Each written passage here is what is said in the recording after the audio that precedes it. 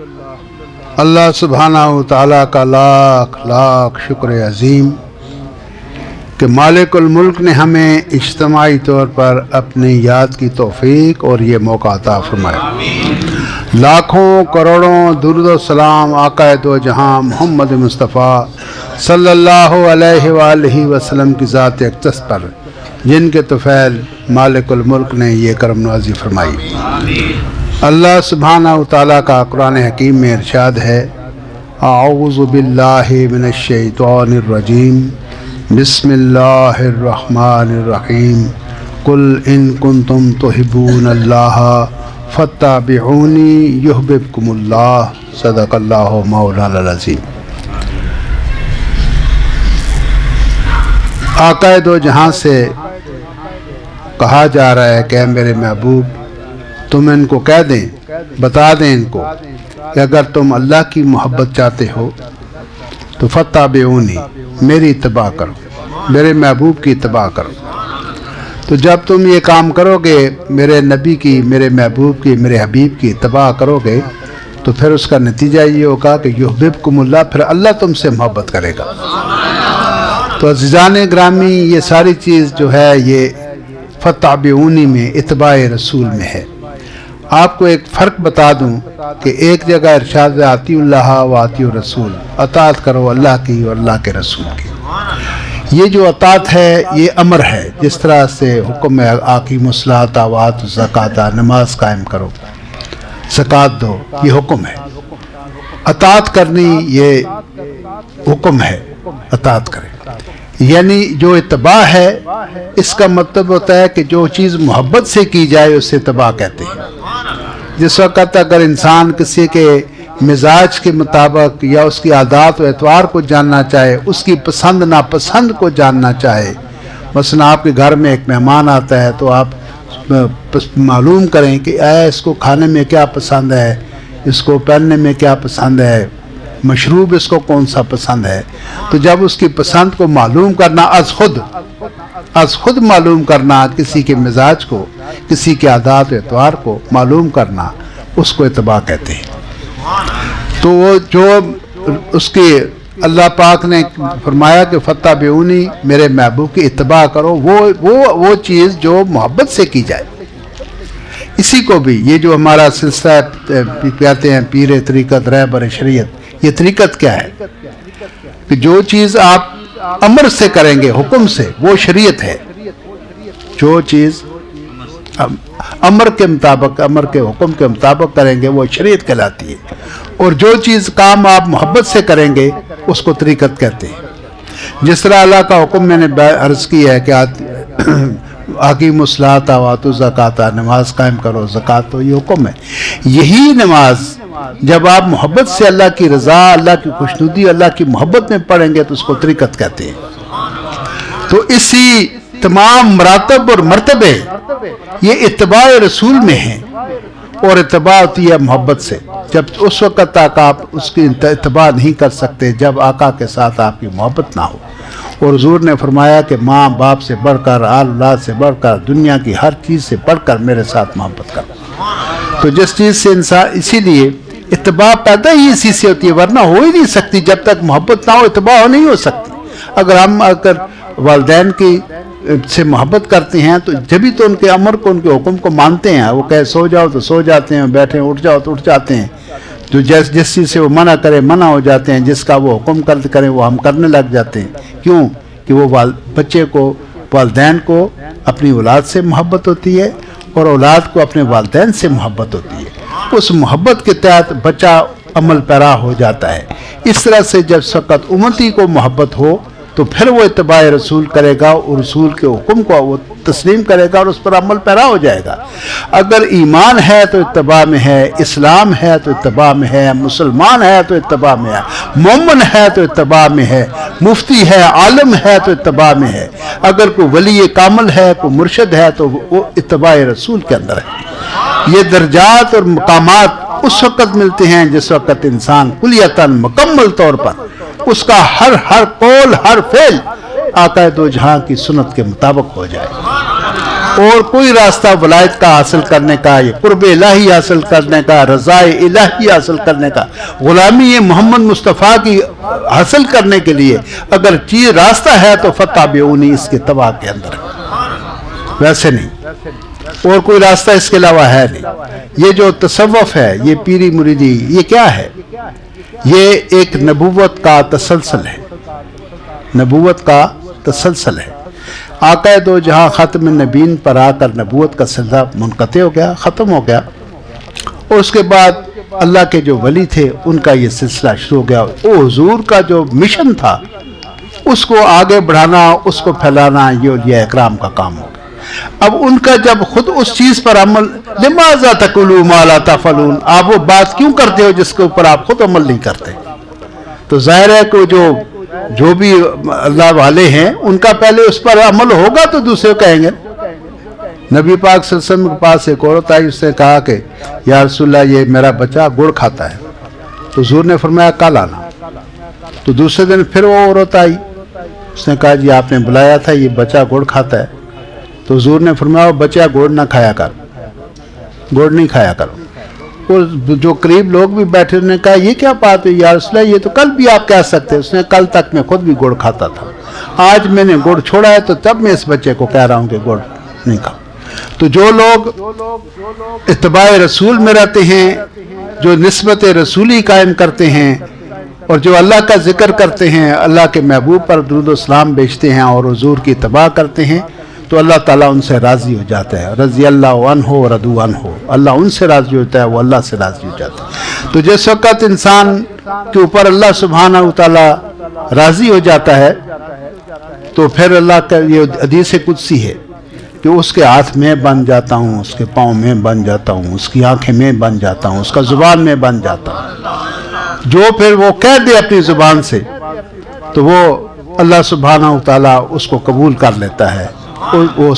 میں آج بھی میرے ساتھ وہ دو چار آدمی بیٹھے تھے، ایک واقعہ میں نے بیان کیا آج دن کو کہ پیر میر علی شاہ رحمۃ اللہ علیہ گولڑا شریف والا، ہاں جی، تو ان کا ایک مرید تھا، یہ لودھرا کا خلیفہ تھا، قریب رہنے والا تھا۔ تو اس نے کہا کہ اپنے مرشد پیر میر علی شاہ سے کہ سائیں میرے درد ڈاڈی پیڑ ہے، سائیں یہ جنوبی پنجاب ہے، اس کی بولی اس طرح سے ہے، سائیں میرے درد ڈاڈی پیڑ ہے، اس نے اپنے مرشد سے کہا۔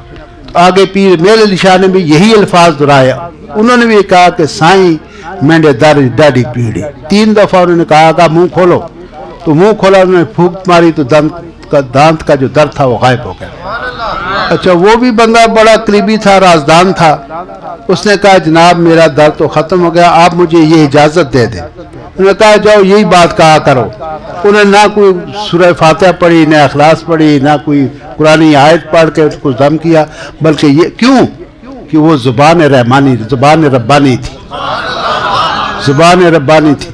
وہ ایک دفعہ بافریج گنج شکر ابھی جن کی یہ منقبت پڑھ رہا تھا نعت خوان، تو کہیں باہر سے تشریف لائے تو دیکھا کہ شاگرد جو تھے وہاں مسجد میں طالب علم وہ سوکھی روٹی کھا رہے تھے۔ تو انہوں نے پوچھا کہ بھئی کوئی سالن وغیرہ کوئی چیز نہیں ہے جس سے تم روٹی کھاؤ؟ انہوں نے کہا نہیں جی کچھ نہیں، بس یہ سوکھی روٹی ہے نہیں۔ تو ایسا ہوتا ہے، ایسا ہوتا ہے۔ تو انہوں نے کہا اچھا چلو یہ جو مٹی کے ڈھیلے ہیں یہ اٹھا کے لاؤ۔ انہوں نے مٹی کے ڈھیلے اکٹھے کیے، انہوں نے اوپر چادر ڈالی، انہوں نے کہا بسم اللہ الرحمن الرحیم، جب چادر اٹھائی تو نیچے گڑ بنا ہوا تھا چکر، انہوں نے کہا یہ گڑ کے ساتھ روٹی کھاؤ۔ وہ طالب علم ایک دوسرے کو دیکھنے لگے، یار یہ تو بڑے مزے کی بات ہے، ہم تو سارے حافظ ہیں اور بڑے ہم تعلیم یافتہ لوگ ہیں۔ تو انہوں نے کہا کہ کچھ لوگ بچے یہ ڈھیلے اکٹھے کرو، کچھ بازار سے بردانہ لے آؤ جس میں یہ بھریں گے، کچھ جاؤ سودا کر کے آؤ، اگر گڑ 100 روپے کلو ہے تو ہم 50 روپے دیں گے، ہم نے تو خود بنا لے، ہمیں کس چیزیں خریدا تھوڑا ہی ہے۔ تو وہ جب وہ ڈھیلے رات بھر اکٹھے کرتے رہے، دوسرا وہ بردانہ خریدتا رہا، تیسرا سودے کرتا رہا، تو انہوں نے ساری اپنی چادریں اکٹھی کی، کوئی اوپر لینے والی، کوئی بستر کی چادریں یہ وہ ڈالی اس کے اوپر۔ تو سارے ایک جگہ کھڑے ہو گئے طالب علم، انہوں نے کہا بسم اللہ الرحمن الرحیم، بسم اللہ الرحمن الرحیم۔ تو اٹھاتے تھے تو نیچے وہ مٹی کے ڈیلے تھے, گوڑ نہیں تھا. تو کوئی مولانا عبدالغفار جیسا آدمی ادھر سے اس کا گزر, اس نے کہا بچوں یہ کیا کر رہے ہو؟ اس نے کہا جی کل باوفریج گنج شکر رحمۃ اللہ علیہ نے ایسا کیا تھا, ہم رات بھر سے کر رہے ہیں, تو وہی کلام ربانی جو انہوں نے پڑھا تھا وہ ہم بھی پڑھتے ہیں, لیکن یہ گڑ نہیں بنتا. تو انہوں نے کہا بچوں اس میں شک نہیں کہ یہ کلام ربانی ہے, لیکن اس کے لیے زبان فریدانی چاہیے. زبان کلام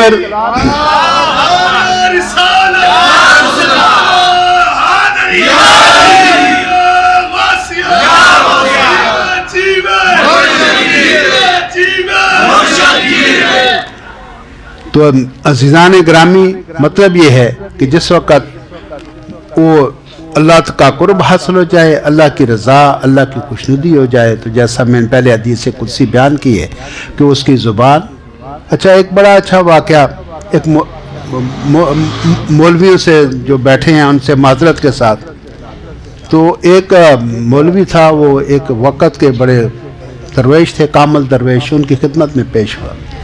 انہوں نے کہا جی بڑا بے روزگار ہوں, بڑے حالات, بڑی تنگ دستی بہت ہے. انہوں نے کہا اچھا ایسا کرو کہ وہ پڑھا کرو, وظیفہ تمہیں دیتا ہوں, بولو یا ببوا یا ببوا. تو ایک وہ ہوتا ہے دیواروں کے ساتھ گھروں میں لمبے لمبے اس کے پیر ہوتے ہیں, وہ مکڑی, اور مکڑی کی شکل کا, اس کو ہماری پنجابی میں ہماری زبان ببوا کہتے ہیں. تو وہ عالم تھا, اس نے کہا یار یا وہاب ہوتا, یا رزاقو, یا کریم, یا فتح, یا ایسا, تو یہ تو ببوا, تو یہ تو کوئی اللہ کا نام نہیں ہے. تو وہ گھر میں گیا تو اس نے بیوی سے بھی تذکرہ کیا. اس نے کہا بس اللہ کے درویش ہیں, جو انہوں نے کہا وہ کرتے رہو. نہیں یار یہ کسی قرآن میں کسی حدیث میں یہ ہے ہی نہیں. وہ چونکہ مولوی تھا نا, عالم تھا. تو بہرحال وہ پڑھتا رہا. رات کے کوئی 2 بجے کا ٹائم تھا, تو شاہی گارڈ آ گئی, پولیس. انہوں نے کہا چلو جی آپ کوئی بادشاہ بلاتے ہیں. تو اس زمانے میں بادشاہ یا سر قلم کر دیتے تھے, اور دوسری تو بات ہی نہیں تھی. تو مولوی ڈرا اور لرزتا ہوا بیوی سے کہا مجھے معاف کرنا, بخشنا, کیونکہ شاید میں آج یہ غلط لفظ پڑھتا رہا ہوں, تو میری موت آ گئی ہے, میں قتل ہونے جا رہا ہوں. وہ نہایا دھویا, نفل پڑھے, توبہ استغفار کی, ان کے ساتھ پولیس کے ساتھ وہ چلا گیا رات کے پچھلے پیر. تو جب وہاں پہنچا تو اس کو بادشاہ نے کہا کہ ہمارا اتالیق, ہمارے شہزادے کا اتالیق چلا گیا ہے, آج سے تم ہمارے شہزادے کے اتالیق ہو. تو وہ ملکہ آئی, اس نے کہا یہ رات کے 2:30-3 بج رہے ہیں, اور تو میرے پاس کچھ نہیں, یہ 50,000 اشرفیاں یہ تم رکھ لو, باقی بعد میں کریں گے. تو کہا کہ جو اس کا شاہی جو رہائش گاہ ہے وہ اس کو دی جائے, جو شہزادے کے اتالیق کے لیے بنی ہے, اور تمام پروٹوکول اس کو دے دیا جائے, ہر قسم کی سکیورٹی وغیرہ. ہاں جی. تو وہ بندہ بڑا حیران پریشان ہوا, یہ کیا, میں تو موت کو گلے لگانے آیا تھا, یہاں تو انعامات کی بارش ہو گئی ہے. یہ کمال سارا میرے مرشد کا, میرے پیر کا, اس درویش کا ہے. تو صبح اس نے وہ شاہی لباس وغیرہ پہنا ہوا تھا, تعلیق تھا, تو اس نے کہا سب سے پہلے میں اپنے مرشد کی درگاہ میں جاؤں گا, جن کے صدقے, جن کے طفیل یہ مجھ پر اتنی کرم نوازی.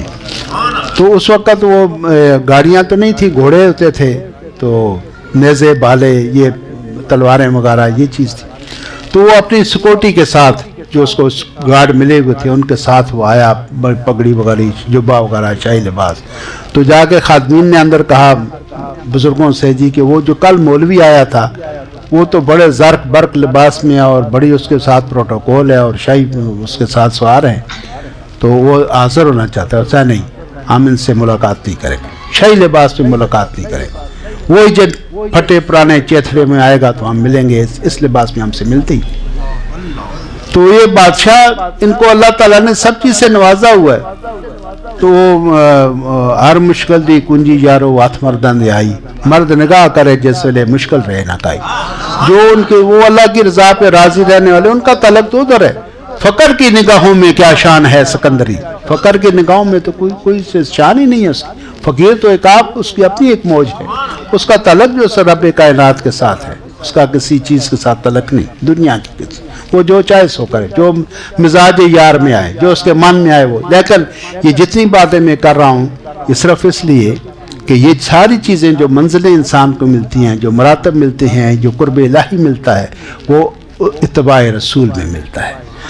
جو صحابہ اکرام انہوں نے اتباع رسول کی نسبت رسولی قائم کی اور ان کو بھی یہ مراتب اور مقام حاصل ہوئے جس وقت سیدنا عمر رضی اللہ تعالیٰ عنہ جس وقت امیر المومنین تھے، حاکم تھے، خلیفۃ المسلمین تھے، تو اس زمانے میں یہ جو دریائے نیل ہے مصر میں یہ خشک ہو جاتا تھا، تو وہاں پر کسی خوبصورت نوجوان لڑکی کی قربانی دی جاتی تھی، بھیڑ چڑھائی جاتی تھی، اس کو ذبح کیا جاتا تھا تو دریا رواں ہو جاتا تھا۔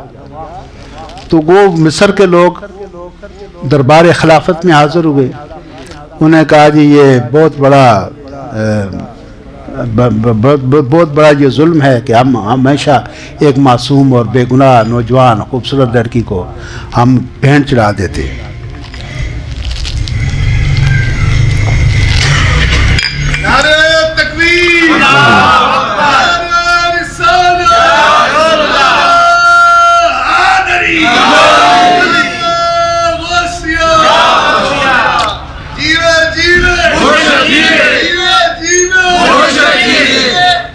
تو سیدنا عمر رضی اللہ تعالیٰ عنہ نے ایک لیٹر لکھا بنام دریائے نیل، لکھا، اس نے کہا کہ اگر تو اللہ کے حکم سے چلتا ہے تو یہ روانگی اپنی جو چلنا ہے اس روانگی کو جاری و سائدہ، اگر کسی اور حکم سے چلتا ہے تو پھر تیری مرضی۔ انہوں نے کہا یہ دریا میں جو خشک جگہ ہے اس میں یہ رکھ کے پتھر کے اوپر رکھ دو۔ تو جب وہ دریا کے نام انہوں نے لیٹر لکھا تو دریا روانہ ہو گیا اور اس وقت کا چلتا ہوا آج تک چلتا ہے اور قیامت تک چلتا رہے گا۔ یہ ہے کمالات جو نسبت رسولی اتباع رسول کرتے ہیں، ان کو اللہ تعالیٰ یہ درجات عطا فرماتا ہے۔ تو جب ایک ساریہ تھے، ساریہ سپہ سالار تھے اسلامی لشکر کے، وہ کسی جگہ جنگ میں تھے، تو اس وقت سیدنا عمر رضی اللہ تعالیٰ خطبہ دے رہے تھے، خطبہ دیتے دیتے انہوں نے ایک لفظ کہا، یا ساریہ انظر الی الجبل، اے ساریہ پہاڑ کی طرف دیکھو، ہیں جی۔ تو وہ جب لوگوں نے کہا خطبہ ختم ہوا، جی یہ جو لفظ آپ نے استعمال کی یا ساریہ انظر الی الجبل، یہ تو کسی بھی حدیث میں قرآن میں یہ لفظ نہیں ہے۔ انہوں نے کہا جب ساریہ آئے گا تو اس سے پوچھ لینا، ہیں جی۔ تو وہ کچھ عرصے کے بعد 2-4 مہینے کے بعد ساریہ تشریف لائے فتوحات کر کے، تو انہوں لوگوں نے پوچھا جی کہ فلاں جمعہ کا دن تھا، فلاں تاریخ تھی، یہ وہ، تو سیدنا عمر نے یہ کہا، انہوں نے کہا یہ بالکل واقعہ صحیح ہے کہ میں وہ جنگ میں مشغول تھا تو ایک جتھا اس نے پہاڑ کی طرف سے ہمارے اوپر حملہ آور ہو رہے تھے، تو مجھے سیدنا عمر کی آواز وہاں میرے کان میں آئی کہ یا ساریہ انظر الی الجبل، پہاڑ کی طرف دیکھ، تو میں نے رخ کیا تو دشمن پیچھے سے آ رہا تھا، میں نے پلٹ کر وار کیا اور مجھے فتح حاصل ہوئی، یہ وہاں بھی دیکھ رہے تھے۔ تو یہ اور جو لوگ اتباع رسول کرتے ہیں وہ رسول کے محبوب ہوتے ہیں، اللہ کے محبوب، آقا دو جہاں، اور یہ جو اللہ کے ولی، اللہ کے کامل درویش، یہ آقا دو جہاں کے محبوب، تو یہ تو محبوبوں کے محبوب ہیں جو اللہ کے والے ہیں۔ تو وہ لیکن یہ جتنی بھی یہ اکرامات یا جو درجات اور جو فضائل انسان کو حاصل ہوتے ہیں وہ اتباع رسول میں اور نسبت رسول میں۔ ہم سب کو اللہ تعالیٰ یہ توفیق دے کہ ہم آقا دو جہاں سے محبت کریں اور اتباع کریں اور ان کے اسوہ حسنہ پر اور ان کے نقش قدم پر ہمیں اللہ چلنے کی توفیق عطا فرمائے، تاکہ ہمارا یہ جہان بھی اور وہ جہان بھی دونوں نہ اتھیڑسوں نہ اتھیڑسوں، ہیں جی، پھر رکنے والی جگہ کوئی نہیں ہے۔